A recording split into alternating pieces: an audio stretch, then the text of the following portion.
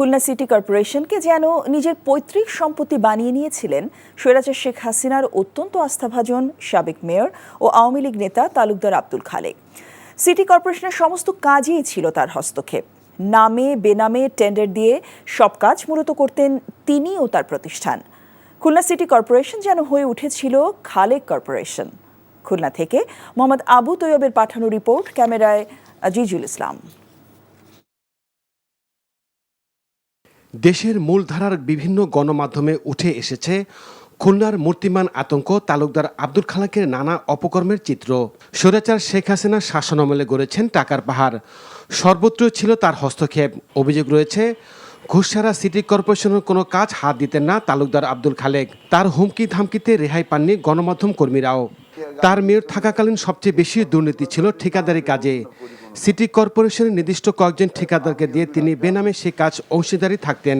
Messrs Hossain traders, Azad engineers ও messrs Tajul Islam, এই তিনটি ঠিকাদারি প্রতিষ্ঠানের নামে প্রায় অর্ধশত কোটি টাকার কাজ করার অভিযোগ রয়েছে তার বিরুদ্ধে।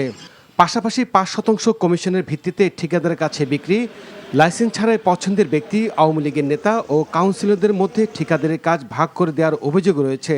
সিটি কর্পোরেশন যে খালেদ কর্পোরেশন ছিল সেটি স্বীকার করলেন খোদ খুলনা সিটি কর্পোরেশনের প্রধান প্রকৌশলী ও প্রধান নির্বাহী। উনি তো 1% করে টাকা নেছে 4 বছর ধরে। 100% যে মুস্তাফিজ ছিল, কোনো বিল, ওই বাবুল রানার বিল বলেন, আশার বিল বলেন, কাউন্সিলরকে বিল বলেন, কোনো বিল টাকা না দিয়ে যেতে পারেনি। 1% করে অ্যাকাউন্ট সিটতে নেছে।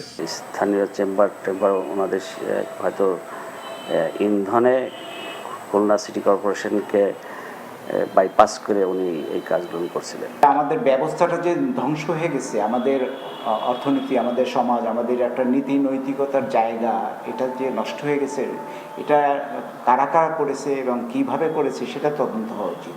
খুলনার সড়ক সংস্কার আর ড্রেন খোঁড়াখুড়ি শুরু হয়েছিল গত 6 থেকে 7 বছর আগে, যা এখনও চলমান। খুলনা শিপইয়ার্ড সড়ক সংস্কারের কাজ শুরু 7 বছর আগে, এখনও চলছে। 12 বছর ধরে কাজ চলতেছে, মানুষ তো হ্যাভি ভোগান্তি। ফ্যাসিস্ট সরকারের সহযোগী Talukdar Abdul Khaleque south Bangla agriculture and commerce ব্যাংকের ভাইস চেয়ারম্যান ছিলেন। নর্থ ওয়েস্ট ইউনিভার্সিটি ট্রাস্টি বোর্ডের চেয়ারম্যানও তিনি।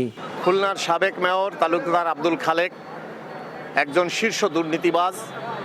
তিনি রাজনীতির শুরু থেকেই এই টেন্ডারবাজি, চাঁদাবাজি, পরবর্তীতে উনি আওয়ামী লীগের মহানগর সভাপতি হওয়ার পরে আরও বেপরোয়া হয়ে যায়। স্থানীয় রাজনৈতিক একটি মহলের সাথে যোগসাজশ ও অর্থের বিনিময়ে নানা কৌশল নিয়ে নতুন কর্মকাণ্ড শুরু করেছেন বলে অভিযোগ রয়েছে। NTV news desk.